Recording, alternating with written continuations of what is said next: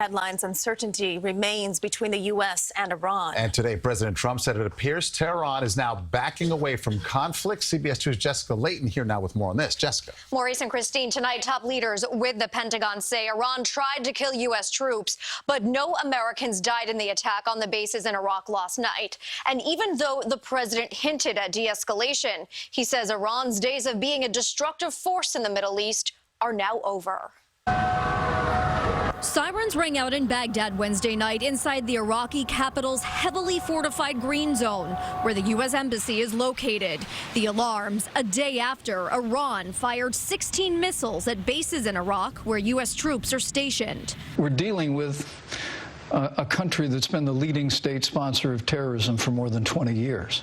Vice President Mike Pence stressed after weeks of tension, the U.S. still needs to be prepared for anything. But for right now, Iran seems to be backing off.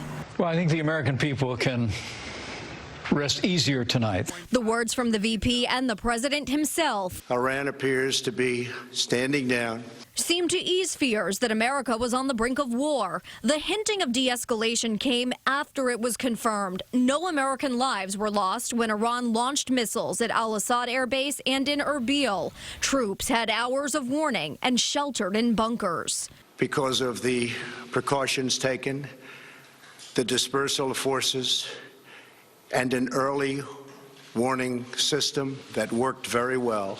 But even with a tempered tone, President Trump told America the U.S. would retaliate, not with strikes, but with sanctions. These powerful sanctions will remain until Iran changes its behavior. Meanwhile, Wednesday, administration officials briefed members of Congress on the strike that killed top Iranian General Qasem Soleimani last week. Democrats aren't nearly satisfied. My reaction to this briefing was it was sophomoric and utterly unconvincing.